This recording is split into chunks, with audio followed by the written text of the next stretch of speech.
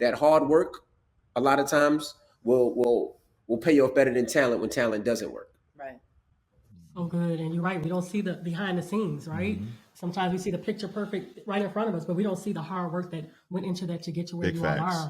are. Talk about, you all have, was it 5 children or 6? I couldn't remember. Six. Six Pandemic babies. made it 6. Love that. Love that. So talk about the importance of family, but in your book, you talk about the importance of having a family mission statement. Talk about that, because some people haven't heard of that. Yeah, that's and pretty they're hearing dope. about that That's for the pretty first dope. time. You know, a lot of people are very psyched about the idea of having a family. I'm going to get married, we're going to have a family, but most people don't take the time to consider what that actually means and what goes into it. They have children, and then it's like, all right, well, we'll just let, the chips fall where they may.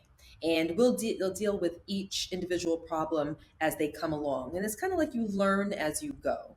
And I understand that it's a natural thing to do. But for us, we want to be a lot more proactive about the idea of having family.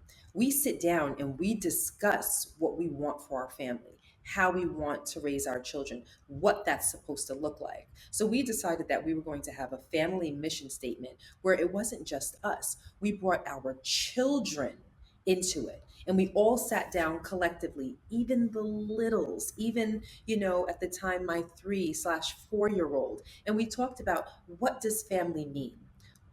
Who do we want to be? What do we want to identify as when it comes to family? What do we want to exhibit in our behaviors that when people from the outside observe us, that they'll walk away with? What will they be able to say about our family? And for us, part of it is fun, faith, and respect. Those things are very important to us. We respect our children respect us. We keep God at the pinnacle of our relationship, because through following God, who represents goodness, our steps will be guided in goodness. And through that, we will honor each other and we will honor our children, because your steps are paved for you, because your intention is always to do the right thing. And it can't be lost on families to always have fun together. Like the title of our book, The Magic That Holds Us Together. Our home is magical. It is truly magical. There are a few people that walk into our house and then leave without saying, like, wow, that was an experience, because our house is filled with so much love. Our littles are always happy and smiling, and hugs and kisses and words of affirmation to each other, to us to each other. It's just always positive. Always. I mean, not to say that it's without problems. I'm not saying that it's a perfect household, not by any stretch of the imagination, but the goal is always to have fun. We're always laughing, joking, lifting each other up, doing things. And born out of that is an active love. I can love you and say that I love you, but in our home, it's acted out, it's demonstrative. We demonstrate it to one another. So a lot of that is rooted in our family mission statement, which again, it's intentional, it's deliberate, it's something that we put in writing, that because it's articulated, our children and us, because sometimes we need it too, even as grown ass adults. Sometimes, your knee-jerk reaction is to do something negative or to react negatively. If that happens with adults, imagine how that plays out for a child, someone who's inexperienced and not as mindful as but that family mission statement kind of makes you go back. Because it's written, you go back and you say to yourself, oh, hold on a minute. It's like your written sense of conscience, like, okay, I have to check myself, because that's not who we say that we want to be. And it's kind of like, when you know better, you're more inclined to do better. And that's kind of our way of putting on paper that we know better. It's beautiful. Yeah, it's good While advice. you were talking, it made me think, you can't control the outside, but the inside of your home, you can create an atmosphere of love, fun, and faith. I love that. Absolutely, you can. Even when things are going bad, there are families who are struggling in all types of ways. Families that have struggled through COVID, illnesses, deaths, heartbreaks.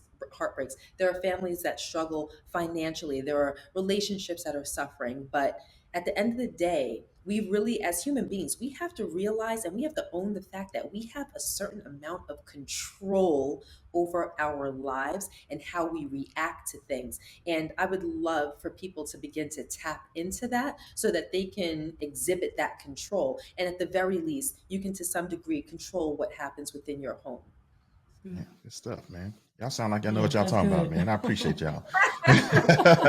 You Yo, one of the things that jumped out to me, earned it. right, you earned it. That's right. right. One of the things that jumped out in the pages of Real Life, Real Love, Envy, you said that everybody needs to ask themselves this question and inform their decisions based on the answer to this question. If your spouse or if your partner never changed, can you still see yourself building a life with them? Why do we need to ask that? And how do we proceed after we answer that question? Well, I think, you're talking about the 25 questions before getting married. You need to ask yourself, make sure your spouse asks herself that question or himself that question to make sure you guys are on the same page. And I feel like a lot of those questions that we ask is we have to understand that, right? Because when you first meet somebody and you first go out, you're in the honeymoon stage, right? Everything is lovey-dovey, right?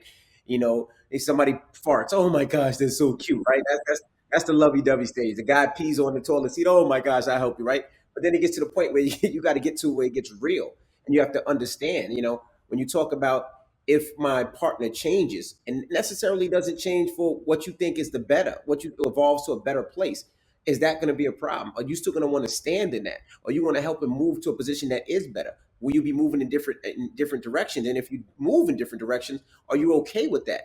And those are some of the questions that we tell people to ask each other when you get to that position. Another question from the 25 question is love. Do you know the true definition of love? Do you guys have similar definitions when you talk to love? Even when you're talking about faith, do you believe in similar faiths? And how that affects the relationship. Same thing. The name of your show is the His and Her Money Show. How is your both relationships with money? Which is so important. Which is the most important thing. How do you both deal with money? Those are things that affect a relationship that a lot of people don't necessarily talk because they're so used to, hey baby, your fart is so cute, where sometimes we talk about the surface and not the deep down questions. And as you both are well aware, financial difficulties and lack of being on the same financial page with your partner is the leading cause of divorce in our country, likely around the world. So yes, do we have the same relationship with money? Because if I'm a spender and you're a saver, we look at what we earn differently. I may say, okay, money is for having fun and enjoying life, with the notion of, everyone's always heard, well, you can't take it with you. So you might as well, enjoy it while you got it. And you could be married to a saver who says, yeah, we're young and we're doing well now, but what about in 20 years when we have to retire? When are we going to start thinking about that? Where's that money going to come from? And especially if you don't have a job that's giving you a 401k, or as he talks about before, benefits, a job with a hat, things of that nature. You have a person who may be looking at it with a more critical and responsible eye. Now, if you keep butting heads when it comes to money, we have a significant problem, because as you peel back the layers, the thought process that goes behind it is, well, I work hard. Yes, I'm your wife, but you're not going to tell me what I'm going to do with the money that I earn every day because I'm grown. So maybe we should have separate finances. And when that's the case, then there's distrust, there's lack of unity, there's selfishness. You're indirectly saying that no, we cannot reach an understanding and come together as one and make decisions when we do have a difference of opinion.